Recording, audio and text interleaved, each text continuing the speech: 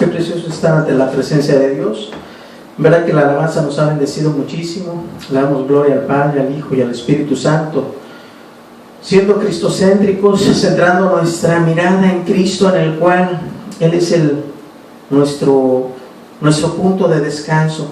Qué precioso es estar ante la presencia de Dios después de estar con penalidades, con dificultades, aún enfermedades, situaciones difíciles, pero que podemos encontrar en Cristo Jesús esa paz, la paz que el mundo no conoce.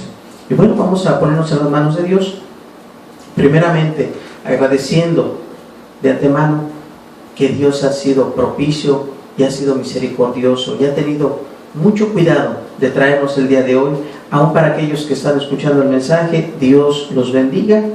Queremos que Dios nos bendiga en este momento. Vamos a hacer una oración para que sea el Santo Espíritu de Dios que venga y nos revele estas palabras, estos secretos en medio de la oscuridad.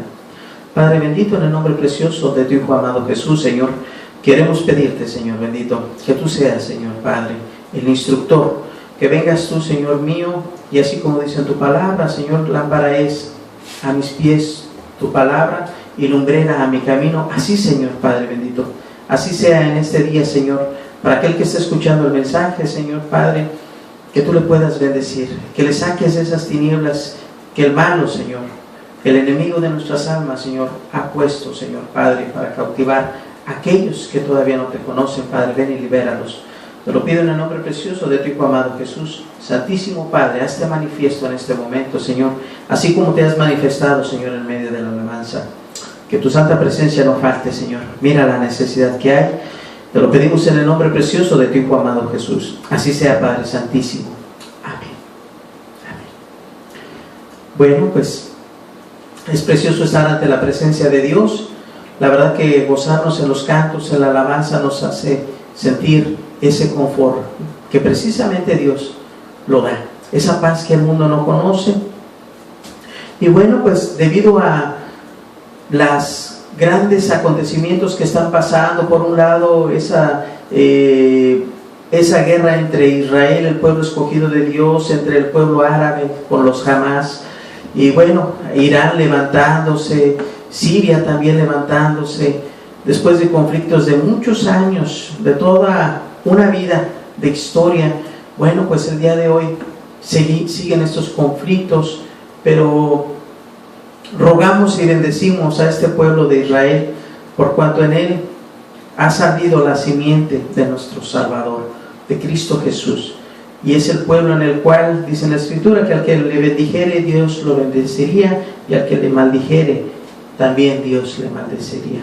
Bueno, bendecimos a Dios, primeramente, porque si Dios puso su mirada en ellos para darles una salvación, y que a raíz de esa salvación preciosa salió hacia todas las naciones, pues qué precioso es poder ser bendecidos por medio de esa bendición que recibieron aquel pueblo elegido de Dios, y que el día de hoy, por hoy, Dios nos ha dado nombres como hijos, como cristianos, como hijos de Dios, ¿sí?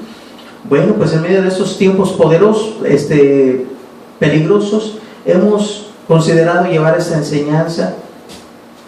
Le hemos titulado Apostasía, ¿sí? Tiempos finales y peligrosos. Apostasía, tiempos finales y peligrosos. Primeramente, quiero decirte que la palabra apostasía significa una deserción de la verdad. La deserción es como aquel soldado que deserta, que se aparta, que se vuelve atrás de su país al que está defendiendo. Bueno, de igual forma, es esta la palabra desertar, ¿verdad? Desertar o volverse atrás, en este caso, de la verdad. Recordemos que la semana pasada nosotros vimos qué era la verdad, ¿sí? En el Evangelio de San Juan 14:6, si me acompañas, por favor, nos dice aquí claramente el Señor Jesucristo qué es la verdad. Dice de la siguiente forma, Evangelio de San Juan, capítulo 14, versículo 6: Jesús le decía a Tomás, dice: yo soy el camino y la verdad y la vida. Nadie viene al Padre sino por mí. Vemos entonces aquí, reconocemos que la palabra de Dios es genuina, es verdadera, que Él no miente. Y si Él dice que Él es la verdad, nosotros abrazamos esa palabra como algo propio y sabemos que Él es la verdad. Bueno, en este caso la apostasía es aquel que se vuelve de la verdad, que la verdad es Cristo Jesús. Es aquel que se vuelve o que deserta de los caminos de Dios, ¿sí?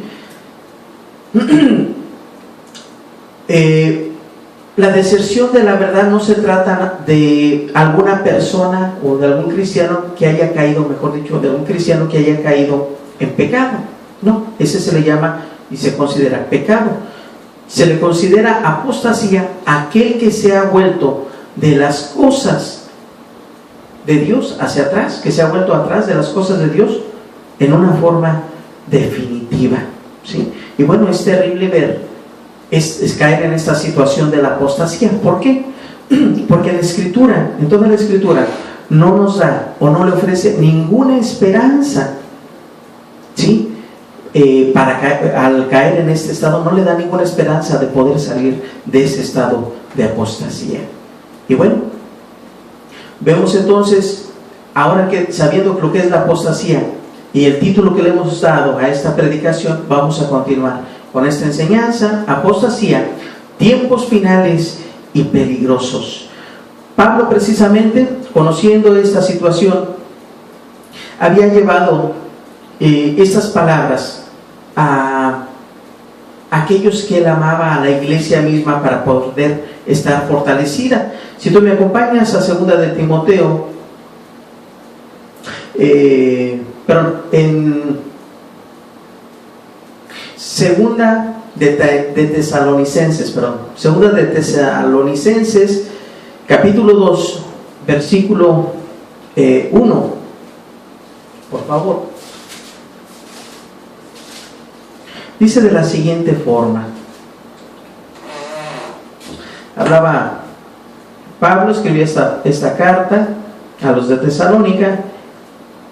Dice así: pero con respecto a la venida de nuestro Señor Jesucristo y nuestra reunión con Él, os rogamos, hermanos, que no os dejéis mover fácilmente de vuestro modo de pensar, ni os conturbéis, ni con espíritu, ni con palabra, ni por carta, como si fuera nuestra, en el sentido de que el día del Señor está cerca.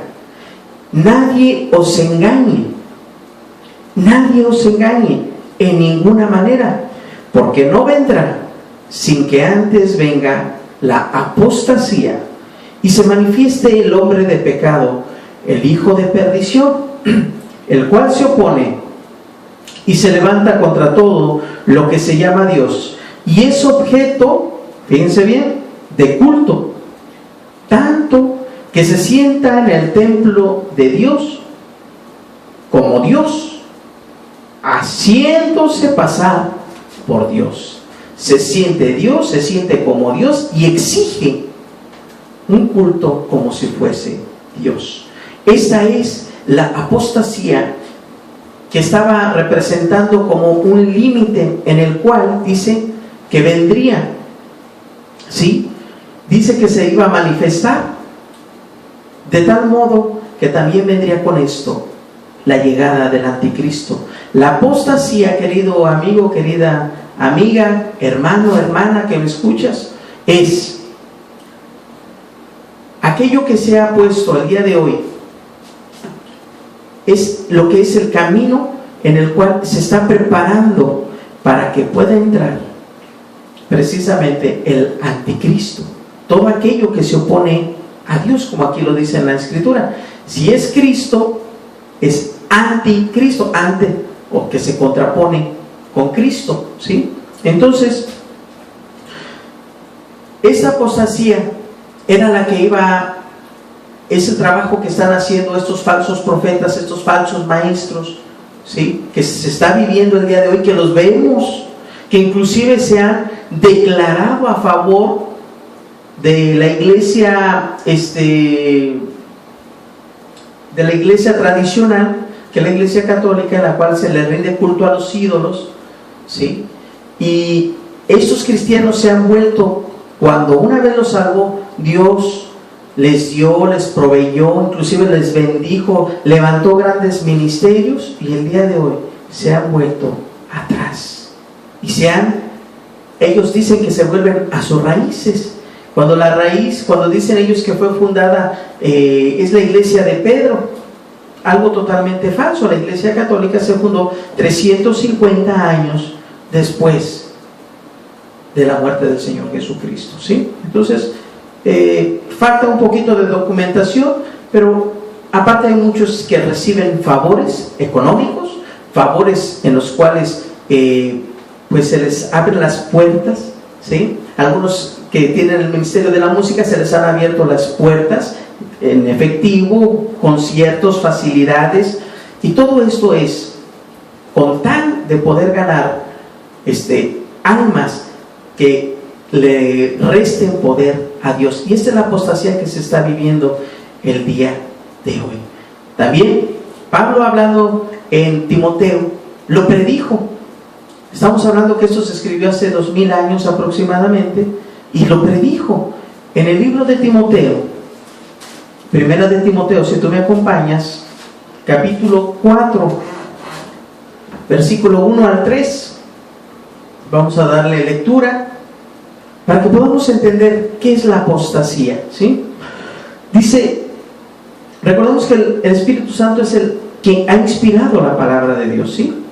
Dice así: pero el Espíritu dice claramente que en los postreros tiempos algunos apostatarán de la fe, escuchando, dice, a espíritus engañadores y a doctrinas de demonios,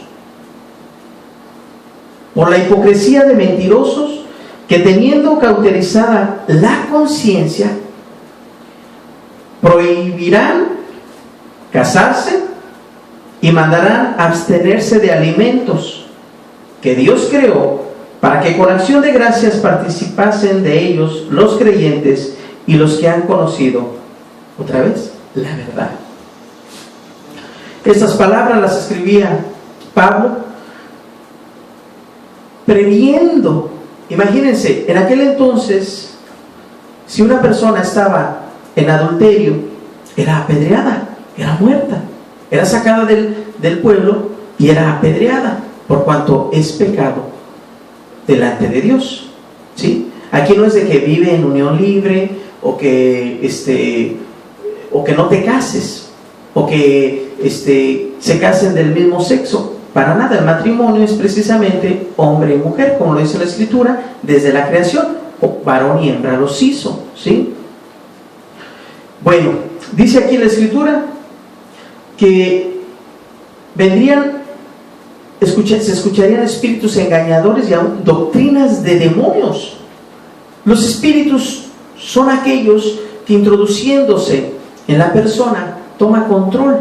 Ese espíritu inmundo, aquellos que desechaba el Señor Jesucristo cuando les decía: sal fuera, calla y enmudece. O sea, y todo esto vemos que hasta la fecha iban a seguir en esos tiempos, en los cuales de alguna forma han hecho caer a muchísima gente, y aún hasta elegidos, ¿sí? ¿Pero por qué? ¿Por qué hace caer a estos elegidos, a estas personas que por mucho tiempo hablaron de la palabra de Dios, que en un momento fueron tomados? Bueno, ¿por qué? Porque se aligeraron, creyendo que por la gracia de Dios, que estamos sobre la gracia de Dios, pero se escudan en esa gracia y la toman como una licencia, ahora sí, para pecar. Total, estoy en la gracia, total, yo ya tengo mi salvación, total, yo puedo hacer lo que yo quiera, porque al cabo soy salvo por gracia. Cuando no entienden que la gracia se manifiesta precisamente en que eres resguardado totalmente de caer en pecado. No porque la gente no peque, no, sino porque es la excepción que de repente haya pecado esa persona, ¿sí? No te voy a decir, no, pues es que su excepción fue que mató una vez a uno. En lo absoluto, ¿no? Quizás algo que haya dicho, que haya propiciado quizás alguna mentira, quizás que haya tomado algo y que no lo haya regresado. Recordemos que también el pecado es el pecado, aquellos pecados en los cuales son por omisión, ¿sí? ¿Por qué? Porque a lo mejor tú ibas saludando a los demás y no te dices cuenta que te estaban saludando acá por este lado, y pues la gente se llenó de amargura, la persona puede pensar, no, pues es que no me quiso saludar porque pues yo soy pobre, porque yo no vivo en tal colonia, porque yo no soy del círculo de sus más cercanos. Esos son pecados por omisión, ¿sí? Bueno, pero no es la regla ni el estándar del cristiano salvado por Dios, que es por la gracia de Dios, ¿sí? Bueno, pues entendiendo este punto, me gustaría que pudiéramos entender por qué Pablo lo manifestaba una y otra vez y quería de alguna forma despertar a la gente que se volviese de su mal pecado, de sus malos caminos, ¿sí? Entonces, Pablo daba la referencia de qué forma era la cual íbamos a estar viviendo los últimos tiempos antes de la venida de Cristo, pero no sin antes que se manifestase también la apostasía, ¿sí? Esta apostasía en la cual iba a venir juntamente ¿con quién? Con el anticristo. Bueno, vamos a ver entonces aquí en la escritura, en segunda de Timoteo, es nada más aquí adelantito, estábamos en primera de Timoteo, bueno, segunda de Timoteo 3:1. Vemos aquí en el cual decimos, bueno, pues es que ¿qué otro indicio es en el cual nosotros podemos entender que ya son los últimos tiempos? Bueno, el Señor Jesucristo lo advirtió, vendrían falsos profetas, ¿sí? También dijo que vendrían falsos maestros. Y bueno, estamos en esos tiempos. ¿Por qué?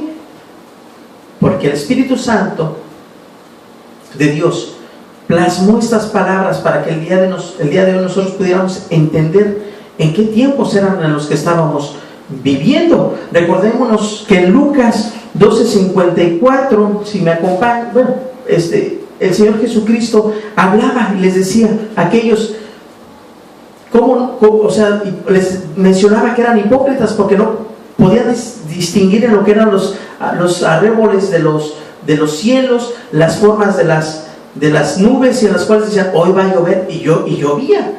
O sea, todavía les decía hipócritas porque pues no pueden reconocer estos tiempos. Se hacen los que no son los últimos tiempos y que aquí no pasa nada. Por eso es que nos advertía de las falsas doctrinas, de las falsas, de aquellos cuentos, fábulas, ¿sí? Pero vamos a ver, ¿cómo es que iba a ser el carácter para reconocer que estamos en los últimos tiempos, ¿sí? Aquí en el 2 de Timoteo 3:1 nos dice de la siguiente forma, dice la Escritura, también debes saber esto, que en los postreros días vendrán tiempos peligrosos. La apostasía no solamente marca los tiempos finales, sino también tiempos peligrosos, ¿sí?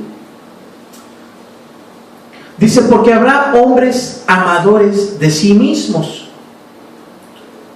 avaros, vanagloriosos, soberbios, blasfemos, desobedientes a los padres, ingratos, impíos, sin afecto natural, implacables, calumniadores, intemperantes, crueles,